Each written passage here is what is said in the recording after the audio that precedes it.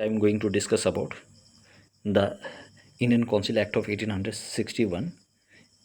Its next part features getting पहले part में हम कुछ फीचर्स इसके डिस्कस किए थे.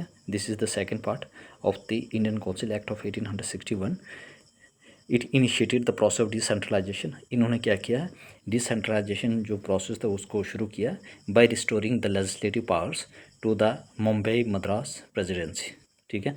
अब उसके बाद उन्होंने क्या किया, पहले डिसेंट्रलाइजेशन प्रोसेस शुरू किया कि ताकि वो लेजिस्लेटिव पावर जो पहले खो चुके थे, पहले उसको खो चुके थे, अब उसको रिस्टोर कर रहे हैं.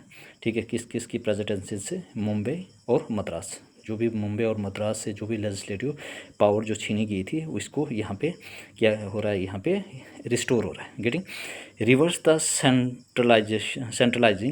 Centralising tendency that started from the regulating act of 1773. अब यहाँ पे क्या हुआ, रिवर्स द सेंट्रलाइजिंग टेंडेंसी, जो सेंट्रलाइजिंग जो टेंडेंसी थी इसको रिवर्स कर दिया, जो स्टार्ट हुआ था कहाँ से, रेगुलेटिंग एक्ट ऑफ 1773. ठीक है. आई होप आप लोगों को ये चीज़ें समझ आई होगी. And reach its climax under the charter act of 1833. और ये अपने पीक पे कब पहुंचा, charter act of 1833. Getting this policy of legislative devaluation resulted in the grant of almost complete autonomy to the provinces. ठीक है. Complete internal autonomy to the provinces in 1937. अब ये इन्होंने जो भी this policy of legislative devaluation result in, अब जो भी लेजिस्लेटिव जो पॉलिसी थी जो डिवैल्यूएट की, इससे क्या रिजल्ट आया कि हमारे पास यहाँ पे क्या हुआ, कंप्लीट ऑटोनॉमी, इंटरनल ऑटोनॉमी मिल गई. ठीक है. प्रोविंसेस को कब, 1937. I hope everybody clear this important feature of the Indian Council Act of 1861. Getting. तो यहाँ पे क्या हुआ, इसमें जो भी जो डिसेंट्रलाइजेशन जो प्रोसेस था उसको इनिशिएट किया था, किसके लिए किया था कि ताकि वो लेजिस्लेटिव पावर रिस्टोर कर सके मुंबई और मद्रास जो पहले खो चुके थे. गेटिंग. इससे क्या होगा, जो भी सेंट्रलाइजिंग जो टेंडेंसी थी वो यहाँ पे स्टार्ट हुई.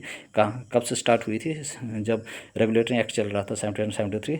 और कब तक ये पीक पे कब तक पहुँचा था, 1833, चार्टर एक्ट ऑफ 1833.